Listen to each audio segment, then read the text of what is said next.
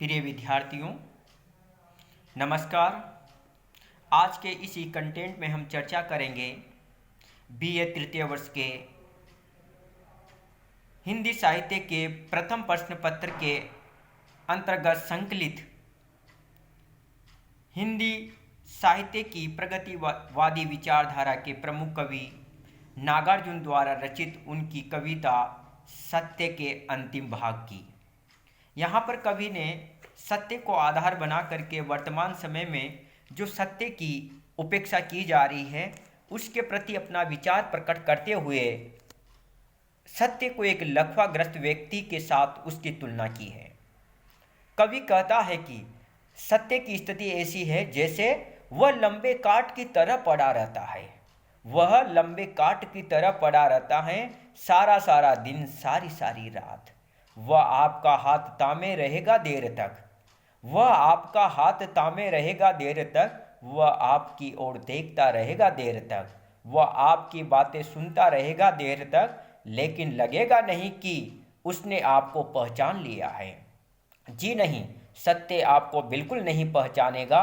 पहचान की उसकी क्षमता हमेशा के लिए लुप्त हो चुकी है। जी हाँ, सत्य को लकवा मार गया है। उसे इमरजेंसी का साक लगा है। लगता है अब वह किसी का न रहा। जी हाँ, सत्य अब पड़ा रहेगा लोथ की तरह, स्पंदन शून्य मांसल देह की तरह। इसमें कवि ने सत्य को वर्तमान काल में लकवा से ग्रस्त और असहाय अशक्त बताया है। कवि ने सत्य की तुलना एक ऐसे व्यक्ति से की है जिसके चलते फिरते शरीर को लकवा मार गया है। कवि वर्णन करते हुए कहता है कि वह लंबे काट की तरह पड़ा रहता है सारा सारा दिन, सारी सारी रात। कि सत्य रूपी मानव लकवा से ग्रस्त होने से सारे समय रात दिन लंबे काट की तरह पड़ा रहता है। कि सत्य रूपी मानव लकवा से ग्रस्त होने से सारे समय रात दिन लंबे काट की तरह पड़ा रहता है। वह देर तक, सारा सारा दिन, सारी सारी रात, वह आपका हाथ थामे रहेगा देर तक। वह देर तक आपके हाथ को थामता हुआ आपकी ओर देखता रहेगा। वह आपका हाथ थामे रहेगा देर तक। वह आपकी ओर देखता रहेगा देर तक। वह देर तक आपके हाथ को थामता हुआ आपकी ओर देखता रहेगा और आपकी बातें सुनता रहेगा, लेकिन ऐसा नहीं लगेगा कि उसने आपको पहचान लिया है, क्योंकि उसकी पहचान की क्षमता और स्मरण शक्ति सदा के लिए समाप्त हो गई है।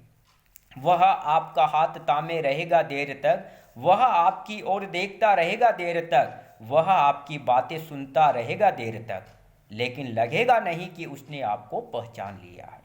सत्य की स्थिति यह हो गई है कि वह देर तक आपके हाथ को थामता हुआ आपकी ओर देखता रहेगा, आपकी बातें सुनता रहेगा, लेकिन ऐसा नहीं लगेगा कि उसने आपको पहचान लिया है, क्योंकि उसकी पहचान की क्षमता और स्मरण शक्ति सदा के लिए समाप्त हो गई है। जी नहीं, सत्य आपको बिल्कुल नहीं पहचानेगा। पहचान की उसकी क्षमता हमेशा के लिए जैसे लुप्त हो गई है, समाप्त हो गई है। जी हाँ, सत्य को लकवा मार गया है। कवि कहता है वह आपको पहचानता हुआ भी नहीं पहचानेगा, अर्थात एतात स्थिति को जानता हुआ भी अपरिचित एवं गुमसुम बना रहेगा। वस्तुतः सत्य को लकवा मार गया है। उसे आपातकाल का जैसे झटका लग गया हो, शाक लग गया हो। इस कारण अब ऐसा लगता है कि उसे इमरजेंसी का, आपातकाल का शाक लग गया है। लगता है, संभव है। संधि अलंकार के माध्यम से कवि कहना चाहता है लगता है अब वह किसी का न रहा। कि उसे देख करके ऐसा लगता है कि जैसे मानो वह किसी का नहीं रहा। वह तो निर्जीव शरीर की तरह, मांस युक्त होते हुए भी चेतना शून्य शरीर की तरह एक ही स्थान पर पड़ा रहेगा। लगता है अब वह किसी का न रहा। जी हाँ, सत्य अब पड़ा रहेगा लोथ की तरह, स्पंदन शून्य मांसल देह की तरह। ऐसा लगता है कि जैसे मानो, ऐसा लगता है कि वह किसी का नहीं रहा। वह तो निर्जीव शरीर की तरह, मांस युक्त होते हुए भी चेतना शून्य शरीर की तरह एक ही स्थान पर पड़ा रहेगा। आज से यह है कि आज सत्य से सब लोग मुंह मोड़ रहे हैं, सत्य आचरण को स्वार्थ साधने में बाधक मान रहे हैं तथा सत्य की सर्वथा उपेक्षा हो रही है। इस उपेक्षा रूपी लकवा से ग्रस्त होने से सत्य मौजूद रहते हुए भी अशक्त एवं अक्षम बन गया है। वस्तुतः यह इस युग की यथार्थ सामाजिक स्थिति का चित्रण कवि ने इस अंश में किया है। सत्यनिष्ठा से लोगों की रुचि कम हो रही है, इस बात का चित्रण कवि ने इस पद्यांश के माध्यम से किया है। अनुप्रास, काव्यलिंग, मानवीकरण तथा उपमा अलंकारों का और साथ ही संधि अलंकार का सुंदर और अद्भुत वर्णन और चित्रण और प्रयोग कवि ने यहाँ पर किया है। कवि कहना चाहता है, सारांश रूप में हम कह सकते हैं कि कवि बताना चाह रहा है कि जिस प्रकार से लकवेग्रस्त व्यक्ति की स्थिति ऐसी हो जाती है कि वह दूसरे को पहचान तो लेता है, दूसरे को सहारे के लिए बुला तो लेता है, लेकिन वह पहचानता हुआ भी ऐसा लगता है जैसे वह दूसरे व्यक्ति को नहीं पहचान पा रहा है। विवशता के कारण, कमजोरी के कारण, मजबूरी के कारण, असहाय होने के कारण लकवाग्रस्त व्यक्ति सब कुछ भूल जाता है। उसका दिमाग, उसका अंग प्रत्यंग काम करना बंद कर देता है। उसी प्रकार से सत्य ने भी सब कुछ खो दिया है। सत्य के पास अब कुछ शेष नहीं बचा है जिसके वशीभूत होकर के, जिसके सहारे से वो अपने आप को स्थिर कर सके। आज का जमाना झूठ का जमाना है। कवि ने यहाँ पर व्यंग्यात्मक शैली के माध्यम से भी हमें यह बताने का प्रयास किया है कि हमें सत्य से मुख नहीं मोड़ना चाहिए। एक दिन सत्य की जीत होगी, चाहे सत्य की दुर्गति हो चुकी है, उसके लिए भी हम लोग ही जिम्मेदार हैं।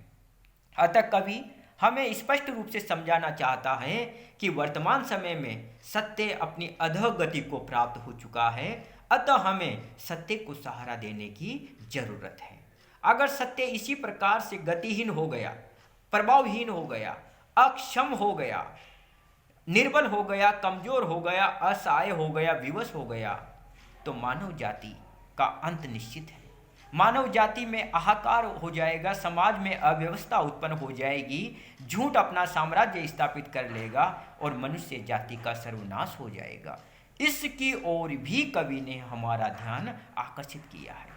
अतः हमें चाहिए कि वर्तमान समय में सत्य वचन का साथ दें, सत्य बात का समर्थन करें, सत्य मार्ग पर चलें और झूठ से दूर रहते हुए झूठ के दुष्परिणामों को लोगों के सामने रखें, तो निश्चित रूप से सत्य अपने आप को गौरवान्वित महसूस करेगा। वर्तमान समय में सत्य की जो दुर्गति हो रही है, उससे उबर करके वह अपने आप को, अपने महत्व को स्थापित कर सकेगा। इसी आशा के साथ आज का ये हंस और नागार्जुन की कविता सत्य का अंत होता है, समापन होता है। लेकिन प्रिय विद्यार्थियों, हमें चाहिए कि चाहे सत्य के लिए हमें कितना ही बल लगाना पड़े, समर्थन देना पड़े, लेकिन सत्य को पीछे नहीं हटने देना है, क्योंकि एक न एक दिन जीत अवश्य सत्य की ही होती है। जय हिंद, जय भारत।